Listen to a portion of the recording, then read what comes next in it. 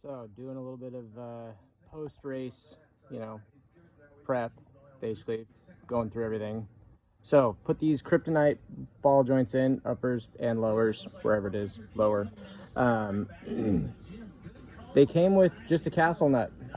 That was it, and a cotter pin. Non-locking, just that's it.